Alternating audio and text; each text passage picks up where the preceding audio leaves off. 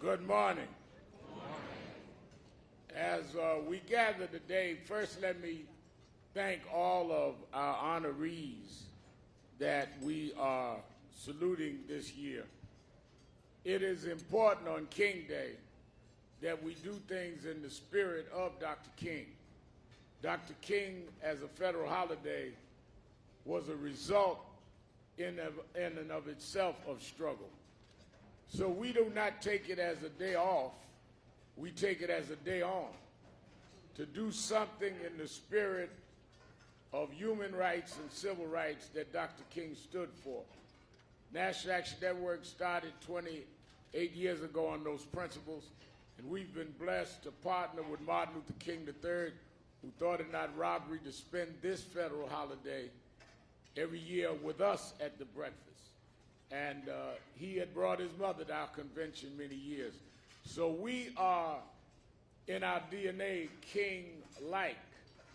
And no year is more important than this year, because we are meeting on a morning of King holiday where the nation has been more polarized and divided than we've seen in recent history. The rise of anti-Semitic attacks, the rise of hate crimes, the rise of rhetoric that has been polarizing. People that are gathering in Virginia today and extremists threatening to harm blacks and Jews have already been arrested days ahead. We need a spirit of civility and reconciliation along with justice. To fight for justice is not to fight for bitterness. I was blessed to have several conversations with Nelson Mandela. And Nelson Mandela said, it's not enough to be angry. Let your anger energize and charge your activism, but then reconcile afterward. Otherwise, you become those you're fighting. And the bitterness and the venom that we're hearing, even at the highest quarters of this country, is not like Dr. King and not like what Dr. King would want. That is why we were very careful about those we honor this week, this day, to show that in the middle of all that is going on wrong, there are some that have shown a light.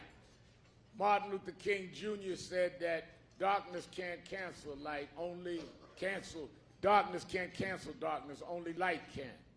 And we want to salute those that have shown a light. Certainly when we honor Aliana Eastman, one of those from Parkside that are fighting against gun violence. This young lady has kept her light up.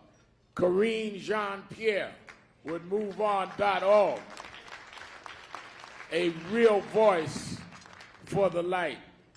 And we honored, of course, Kenneth Rigmaiden, who has been a labor leader now and the general president of UPAT and keeping the labor movement going. Our National Action Network board member, Lee Saunders, who's here, who is the international president. Stand up, Lee. I know you bashful, but stand up.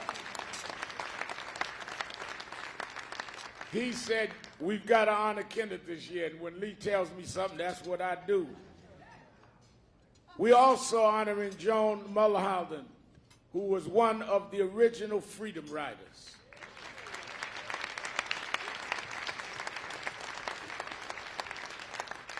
Who thought it not robbery at a time, and young blacks need to know, whites went to the South and risked life and limb to get this country moving forward. She was from the South. She yelling, I'm from the South. That's even more of a sacrifice. She had to live down there after the Freedom Ride. But we honor her. And Kathy Hughes, who gave this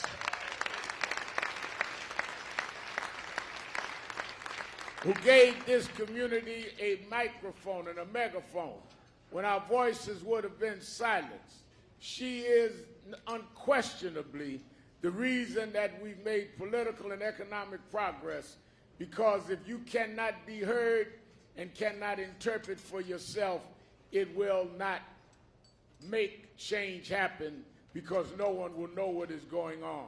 She, with great sacrifice, did that. So we honored them today. In fact, one of the reasons that Hill has said we're not going into a luncheon, many of you know we go to Harlem this afternoon and do our King Day event, and then everybody goes home tonight because at 8 o'clock sharp Easter time, we're going to watch the Urban One Awards on TV One. Kathy Hughes has commanded it, and thus saith the Queen. And we honor the 42nd President of the United States.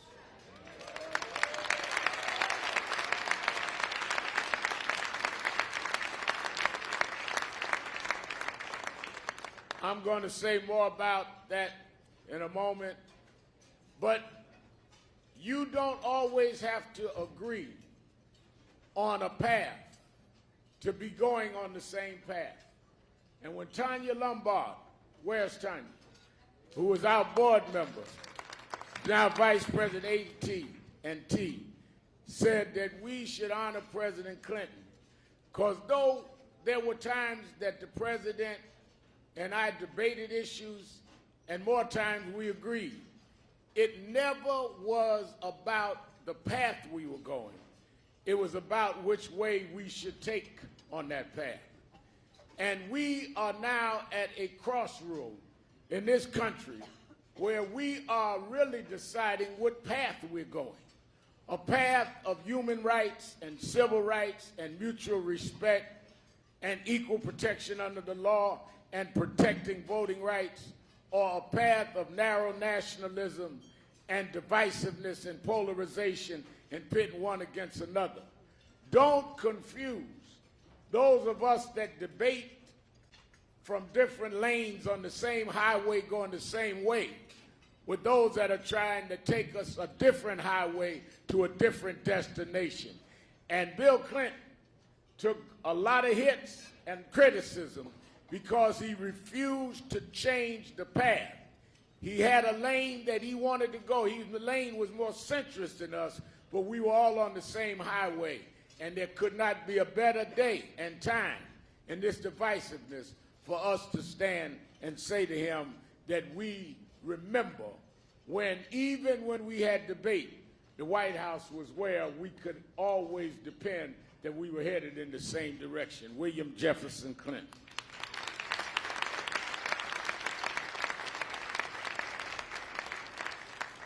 I released the announcement today that talking about different paths. I'm writing a book on Rise Up is going to be the name of it. That's going to be out in September, talking about we're at the crossroads.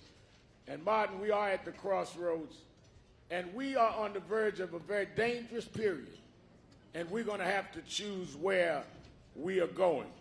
In that spirit, and the book won't be out till September, so I'm not selling books today. I'm just getting you ready for my bestseller.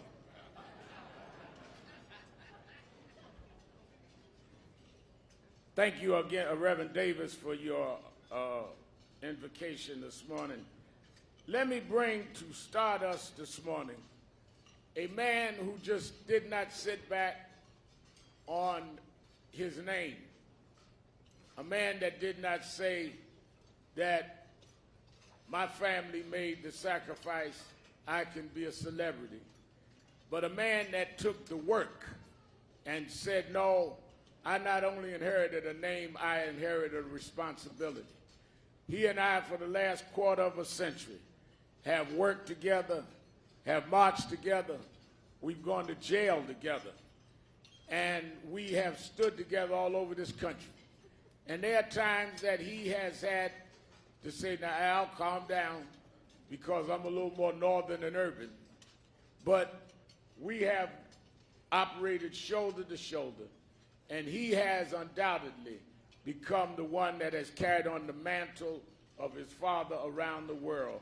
May we welcome to the microphones the eldest son of Dr. Martin Luther King and Coretta Scott King, Martin Luther King III.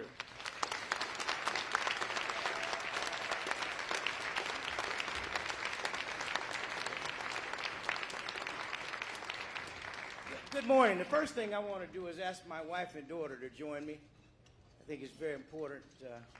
Come on. The next generation is coming. Come. Quickly. It's going to be very quick, very brief.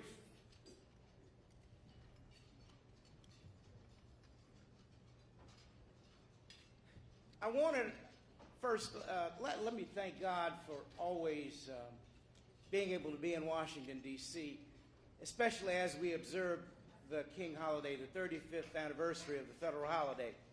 For I remember when, in 1983, Ronald Reagan signed the King holiday bill. I remember when he said he would not sign a holiday bill, and I remember when the public said, "You will," and he came back and he said, "I will be honored to sign a holiday bill."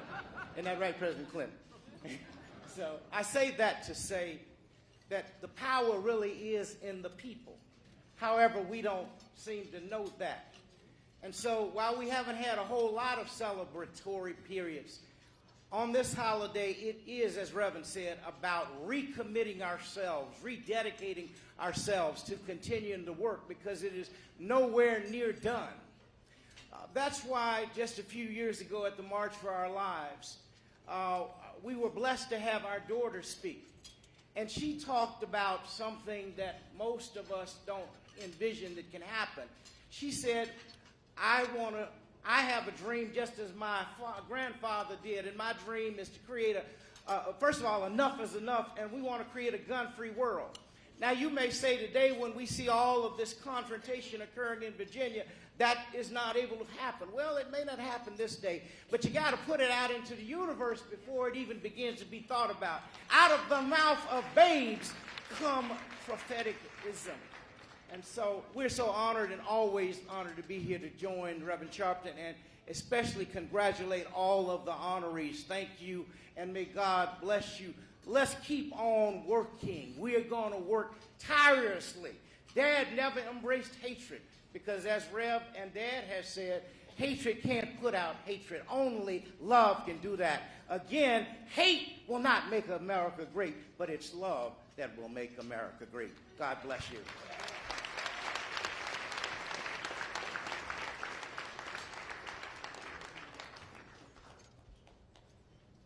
Before we start our award presentations, let us hear from one that has always been here for us and certainly keeping the fight alive here as we fight for the rights of this district and fight to keep the district what it's supposed to be.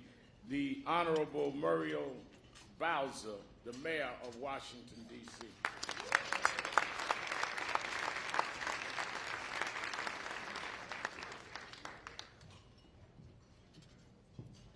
Good morning, everybody. I am very delighted to welcome all of you on behalf of the 700,000 residents of Washington, D.C.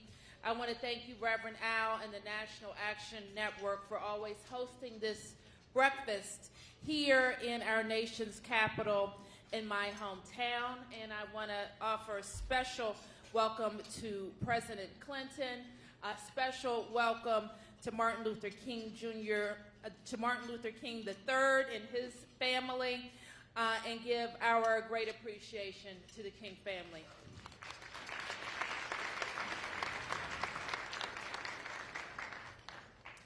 And I am reminded this morning of something that the president said 27 years ago, exactly. He said, "There is nothing wrong with America that cannot be cured with what is right with America." And we hold that sentiment dear today. When I look around this room, I see a lot that is right with America. And we certainly have our work cut out for us in 2020.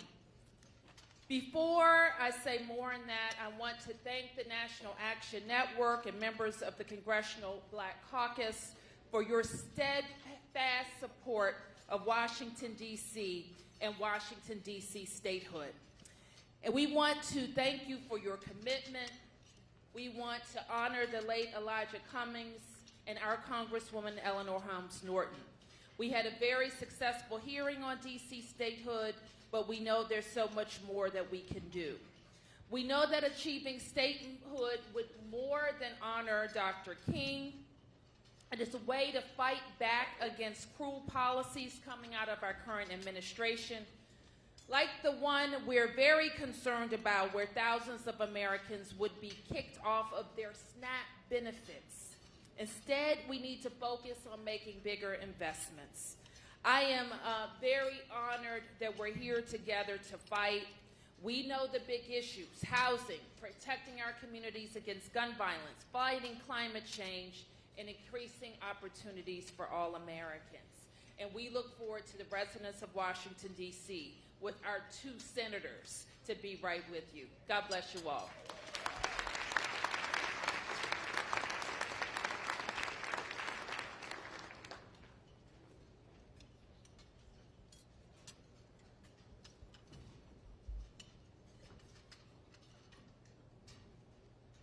Give the mayor another hand.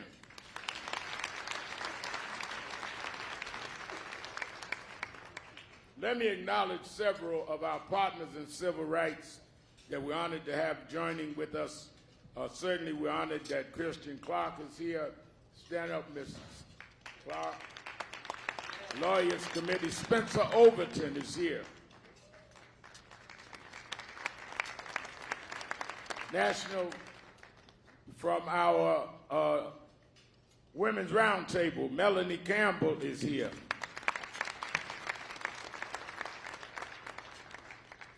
Laura Murphy is here, who has worked for many years with in D.C., among other places in the civil rights community, and certainly one who is continuing the work of Dr. Dorothy I. Janice Mathis is in the House.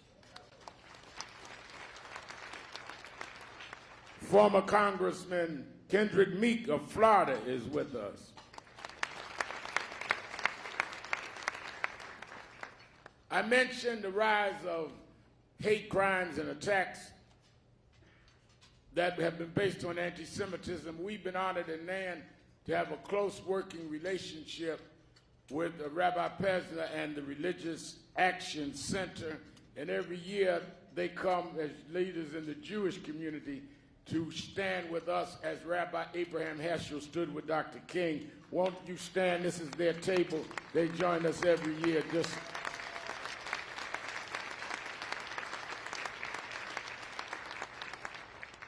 In that spirit, on last Monday, there was a huge rally and march in Florida, and I went down to keynote the rally with a sister beloved supporting Brother Ingram, who leads the Florida Education Association. It is unbelievable that we in the state of Florida, the Sunshine State, the state that the present president says he now resides in, that teachers do not get the pay they should, and that those that work in the schools, some in food services, some custodians, making less than $12 an hour. We have had a long bond with Randy Weingarten when she was in New York as the head of the UFT and now as the head of the AFT. Dr. King fought Lee Saunders for your union in Memphis when he was killed. And we want to continue that bond with labor as we are in a climate that is anti-labor and looks out for the businesses at the top, but not the teachers and therefore the students at the bottom. Let's have a few words from Randy Weingarten.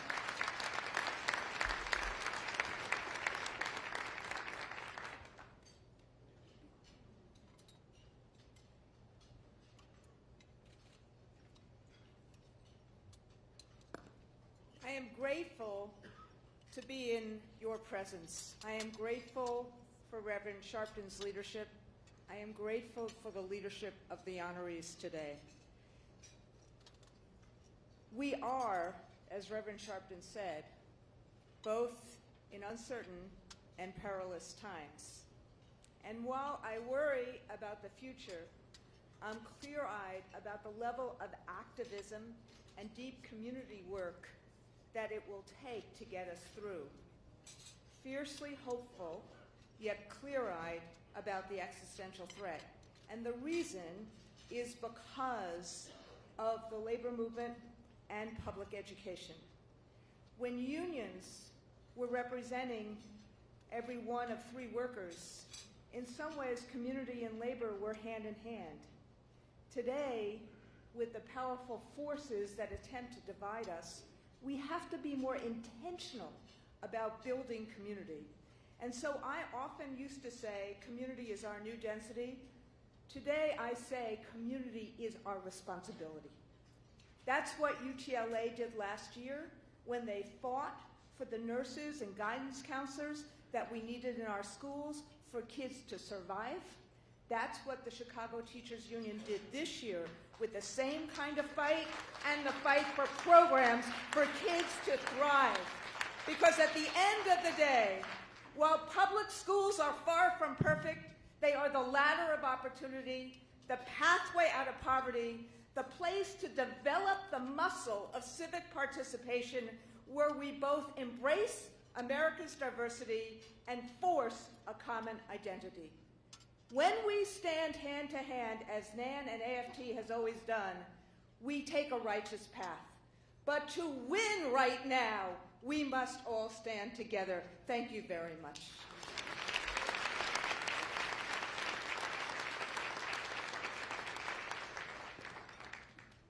The other aspect that Dr. King focused on in his last years was economic empowerment and economic development. If you read his last book, Where Do We Go From Here? Chaos or Community, he addressed that.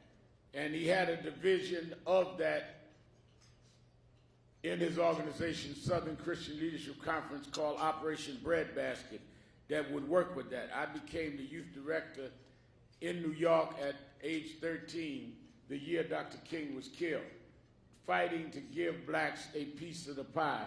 Reverend William Jones and Reverend Jesse Jackson led that, and I grew up under that tutelage. I see Yolanda Caraway, who was a result of that. I believe Mignon Moore is here somewhere. Mignon and I used to picket together till she got to be a big shot in Washington, D.C. In that spirit, you must work with those in office that understand how to make the rules work, but at the same time expand the playing field so that everyone can play and win on merit. And that is represented by the state controller of the state of New York, who has opened new opportunities and has done it where the state has benefited, but the community's been included. Honorable Thomas DiNapoli.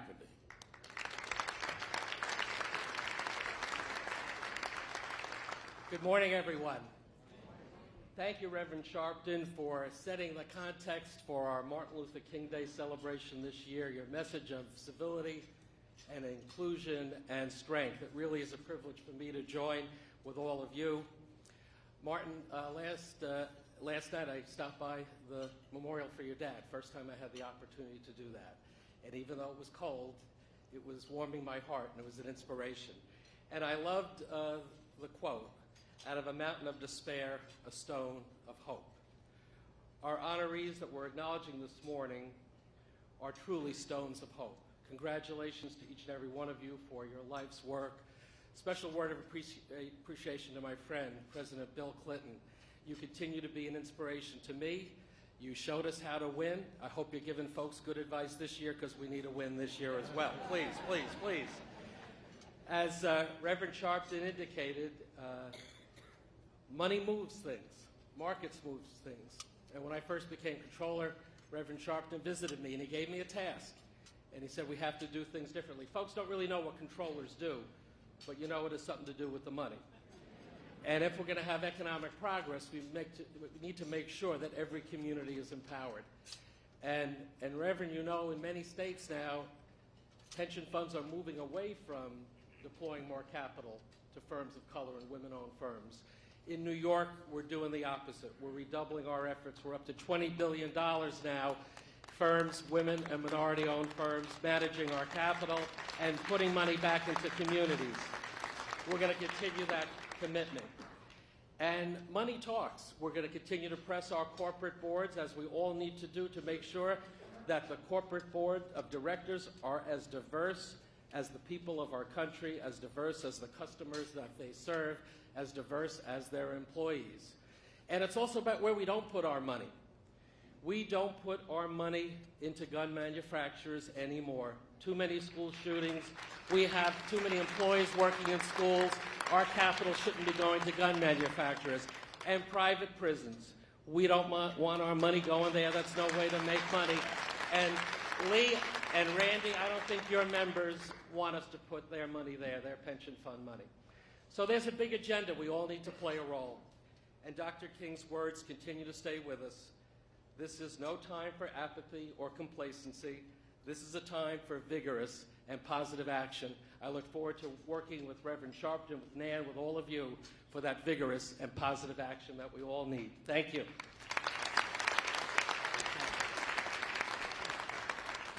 I'm going to ask Martin to join me back on stage.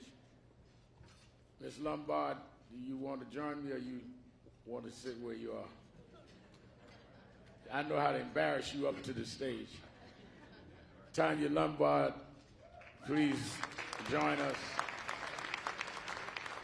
And board member Lee Saunders, please join us.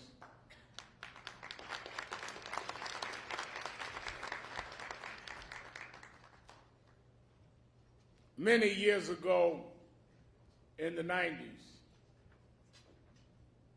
as we wrestled with impending election in 92, many of us wanted to see the country go in a direction that we believed passionately. There were those that said that, no, we must imitate the Reagan-Bush era and go to the right. There were those of us pushing to the left. And then there were those that said we will come down the middle and try and win so that we can deliver things for people. It was during that time that I met then former governor, the governor of Arkansas, Bill Clinton. And as I was attacking certain things, he said to me, Al, the question is, do you want to get things done, or do you want to get on the evening news? It's all right with me either way. And as you grow in this, you find that sometimes what you need to get done may not make the evening news. And some things that make the evening news does not mean you got anything done. We are in a time where people no longer care at the level of the White House whether things get done. But whether we agreed on everything or not, we never felt that that president that sat there those 8 years did not care about getting things done and done effectively. What he did in Africa, what he did in terms of urban areas and development, what he did in other areas that we had deal with racial profiling. We debated on crime bill and other things, but we got things done in areas that had not been touched. And then when he came out of office, his foundation, dealing in Africa, dealing in Haiti, dealing with climate change, dealing with disasters, it showed that this was not something he did for politics. It was something that he believed in his core. I believe the ultimate honor is when people that have not always agreed with you can respect you and honor your work.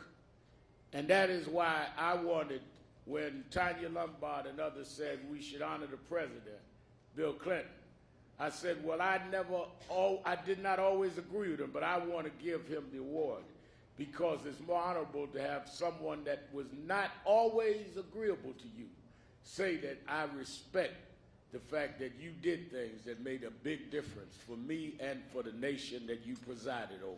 May you join me in honoring the 42nd President of the United States, William Jefferson Clinton.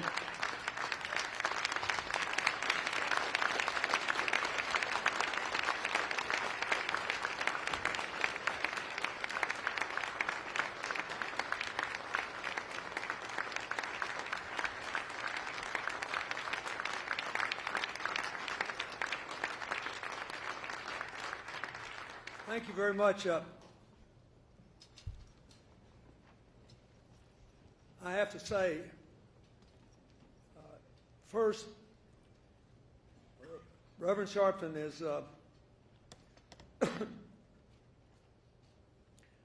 amazingly adroit with words. And he's also been more religious than I have in following his vegan diet. And I once kidded him. I said, you know, now that you've been so great on this diet and you've got such a pretty young body,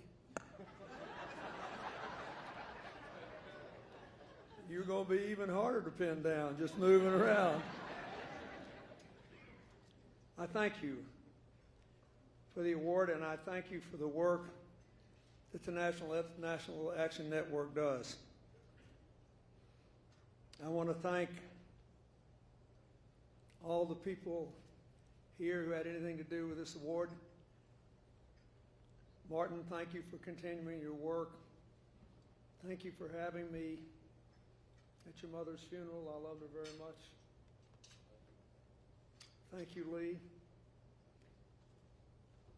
I think I'm the only dues-paying AFSCME member ever elected president.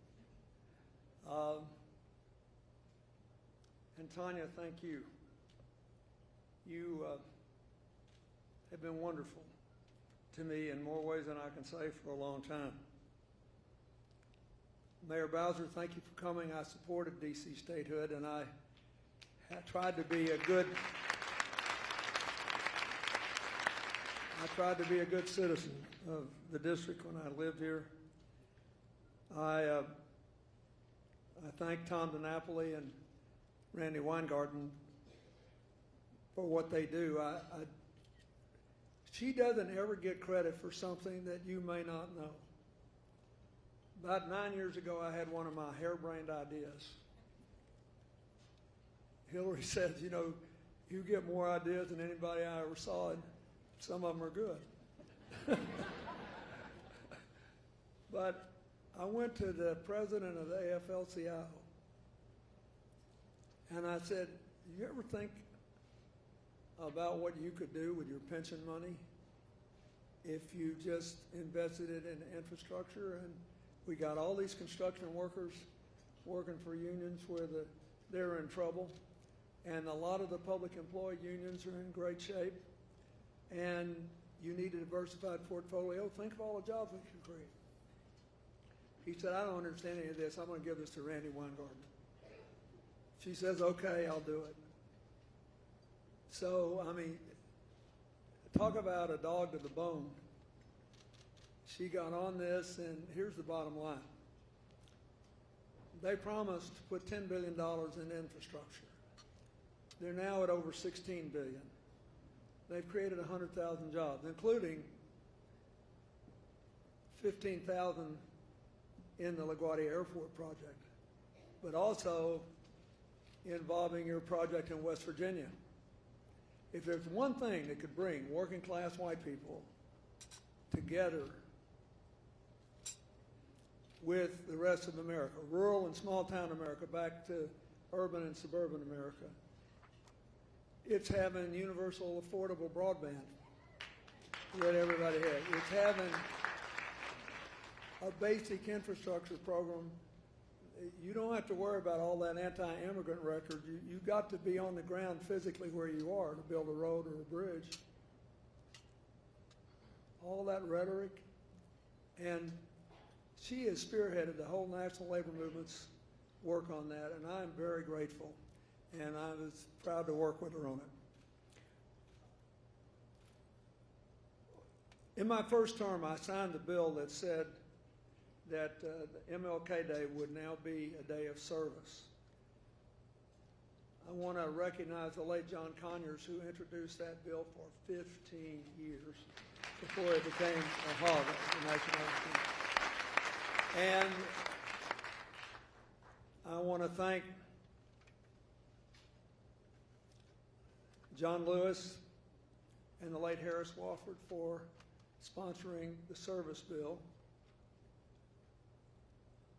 And I still remember what I did when John Lewis said, as Reverend Sharpton noted, that it should be a day on, not a day off. I've still got my little a day on, not a day off cap, and when I leave you today, I'm going to fly back to New York and put my regular clothes on and wear my cap like I do every year on this day. I would like to say just a few words about where we are. Nothing that has happened these last 3 years has changed some fundamental facts. We live in an interdependent world. You are honoring all the people you're honoring here today, including a young woman who was at the Parkland shooting. Those kids did more than I ever did as president. Well, we banned assault weapons. We had a background check law that worked for then when there was no online gun sales. We had the lowest murder rate in 33 years, the lowest illegal guns homicide rate in 46 years. Don't forget that. And we did it partly because of the African American community. I got tired of going to schools in 1992 and having kids look at me and beg me to get guns out of the schools, beg me to make them safe from being shot by drive-by shooters walking to school and walking the car. We had all that.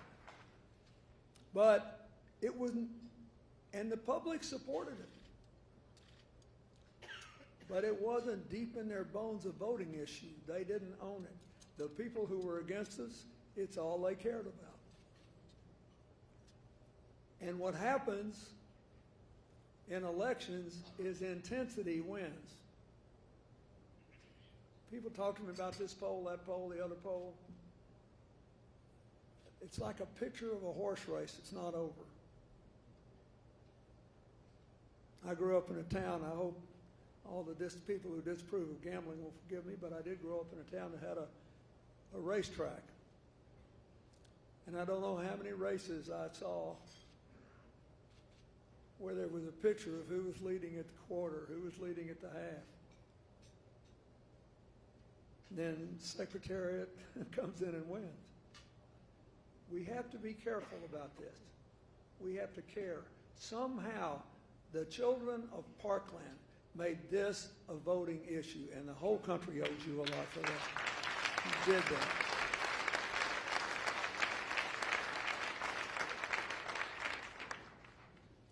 Dr. King said that there's a book somewhere that captures our vigilance or our neglect. It's like our assets and liabilities. And I want to start with that. When you said you were a freedom rider and you were a Southerner, it tickled me because you said they don't own my culture, the people who disagree with me. That's why I wear this flag. They don't own the flag either. Don't let anybody kid you. America at its best is a country of inclusive tribalism.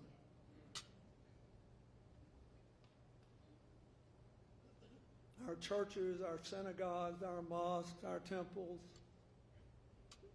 we like diversity. But it only works if you think our common humanity matters more. Therefore, everyone you support should have one thing as a core belief. We should all live under the same set of rules. We should all live under the same set of rules. We should have the same opportunities. There are 15 issues we should be fighting about, but at the core is universal, easy access to vote, with the votes counted. And a vigorous attempt to stop foreign influence. At the core. then we ought to have equal economic opportunity.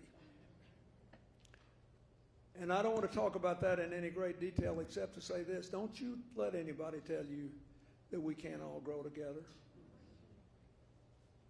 You just got to get rid of trickle down and go back to bottom up economics. Somebody asked me the other day, I was doing an interview and said, what are you most proud of? I said, I'm most proud of the fact that we had broadly shared prosperity for the first time in 50 years, because I think most people will do a good job in their own communities, with their own families, if they have a good job and a decent chance. And we moved literally 1,000 times as many people out of poverty in the 1990s as in the 12 previous years. And we had the bottom 20% of the income groups, income increased slightly higher than the top 20% in percentage terms. 20 times what they had before. We can do this again. I want you to believe that. We can do this again. And unlike, I got, and I'm grateful for what Reverend Sharpton said, but the truth is that all we got to do is have enough votes in Congress and we'll get this done.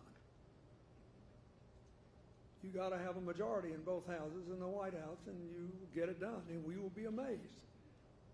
Not because all of us politicians are geniuses, but because the American people will do the right thing if they have something to look forward to when they get up in the morning. In the most conservative states in America, there's been a rebellion against gutting the school budgets. People finally said, oh, this is not about culture, this is about my kid's brain and my children's future. So I want you to be happy today. There are no permanent victories or defeats in public affairs. You got to suit up and show up and push back every single day. But you just remember this. You don't have to give up your culture, and neither do the people who disagree with you. They just got to get over themselves enough to realize that what we have in common is more important than our interesting differences. We're still the best positioned country in the world for the 21st century because of our diversity. Addition is better than subtraction. Multiplication is better than division. I could fill this room with the studies that prove diverse groups make better decisions than lone geniuses. So I want you to leave here with energy. Those of us who are older now have the gift of time. When I leave you, I'm going to see my friend Vernon Jordan, who's fighting to recover from a terrible fall he had. It doesn't take long to live a life. And in that time, you owe it to the past you had and the future children deserve to be on the side of vigilance and not neglect. But do not despair. For more than 225 years, everybody who's bet against this country has wound up losing money because of what Dr. King said about the arc of the universe being long, but it bends toward justice. He was eloquent and brief forever, so he left out a very important part. You got to do the bending. So I was honored to serve as president. I was honored to do the work I've done since. I bring you greetings from my wife, who, according to the Washington Post last week, has now been the most exonerated person in history. That's a mixed bag. That means you've been falsely accused more than anybody else. But there's still tomorrow. Martin Luther King only lived to be 39 years old. But every day was filled not with neglect, but with action. This is a day on. We should rejoice in this day as we are commended and not grow weary, because there's plenty to do But don't you doubt it. It can be done. We can grow together again. We can vote together again. We can be viewed as a decent and reliable partner in the world again. And the most important thing is we can give our kids the future they deserve again. God bless you, and thank you for this.